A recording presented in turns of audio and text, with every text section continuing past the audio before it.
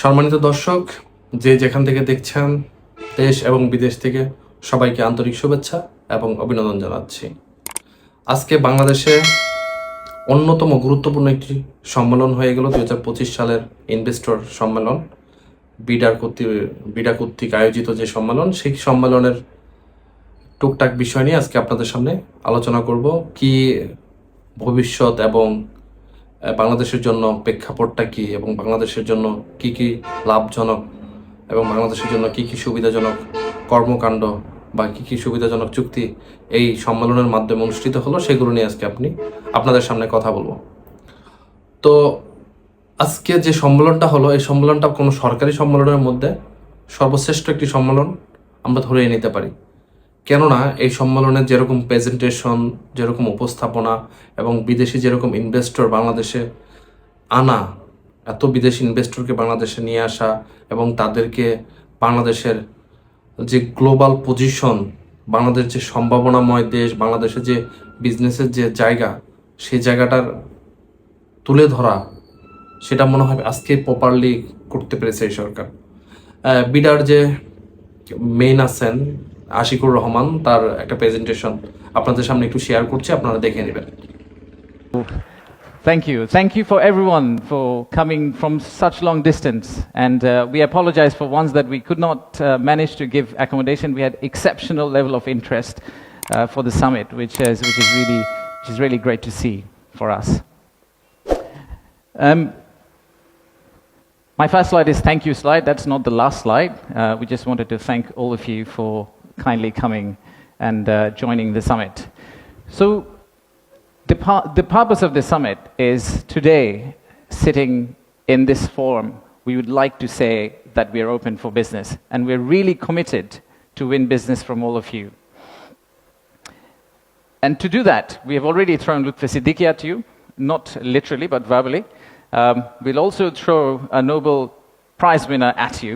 We'll do anything to make sure that we win business from you. But first, I would like to take you to future. Let's think about a movie, Back to the Future. Let's go into that set and imagine that we are in 2035. In 2035, how would Bangladesh look like? You'll all be here again. My successor is going to be here presenting. That will be the 10th investment conference for us. And in that conference, we will not be talking about a rising economy, but we'll be talking about a regional manufacturing powerhouse.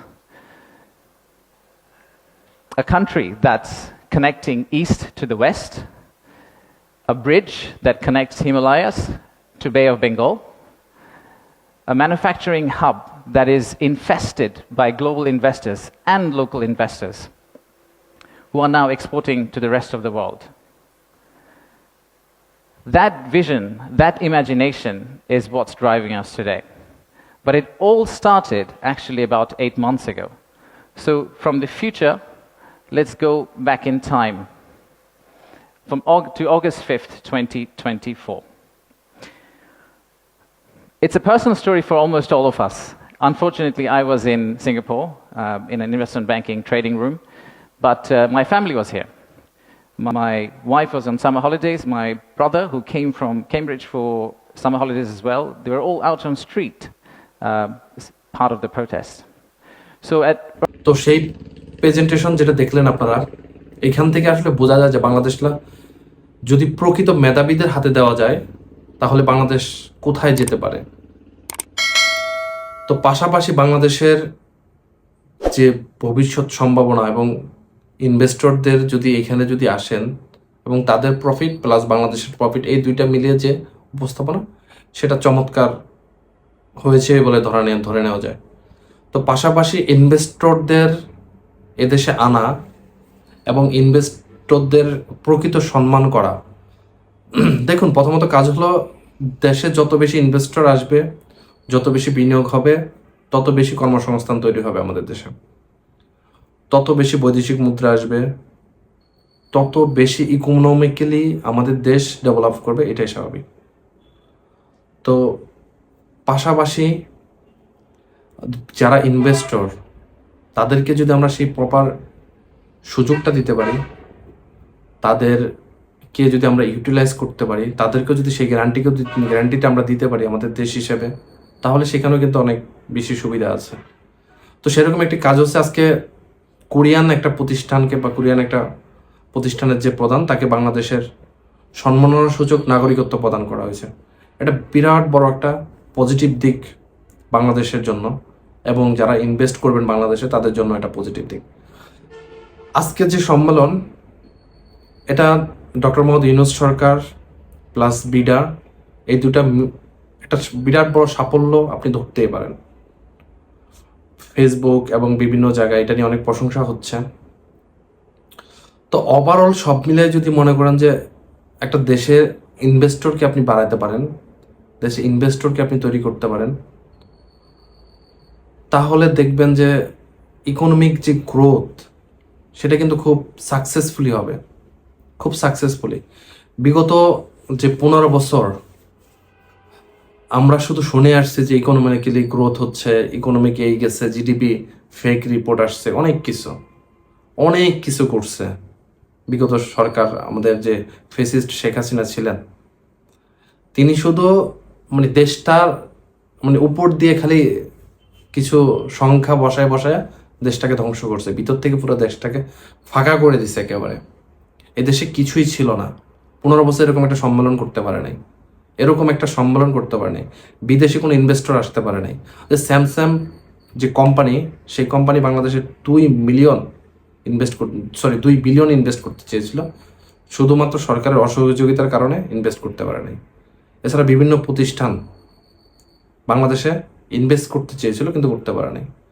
বাংলাদেশে অন্যতম একটা জিনিস হলো যে বর্তমানে young জেনারেশনের অনেককেই অনলাইনে যে ফ্রিল্যান্সিং সেটা করে, তাদের একটা দাবি ছিল সেই অনেক আগের থেকে, আজ থেকে 10 বছর আগের থেকে, যে বাইরের থেকে যে রেমিটেন্স তারা যে ডলার ইনকাম করে, সেই ডলারটা আনার জন্য পেপ্যালের যে একটা সার্ভিস সেটা আনার জন্য। কত সরকার সেই জিনিসটা করতে পারে নাই, এই সরকারও করতে পারে না, কিন্তু এই সরকারের উচিত এই সব যে জিনিস, ছোট ছোট জিনিস, সেগুলো করার জন্য। বিগত সরকারগুলো কি করছে, যত প্রজেক্ট ছিল তার ম্যাক্সিমামই ইন্ডিয়াকে দিছে এবং নিজেদের মধ্যে ভাগ বটরা করে দুর্নীতির এক মহোৎসব তৈরি করছিল। যারা ইনভেস্ট করবে বাইরের দেশ থেকে, যারা বড় বড় ইনভেস্টররা এই দেশে ইনভেস্ট করবে, তাদের কোনো যে ন্যূনতম সুযোগ সুবিধা বা তাদের যে গ্যারান্টি, এগুলো কোনো কিছুই ছিল না বাংলাদেশে।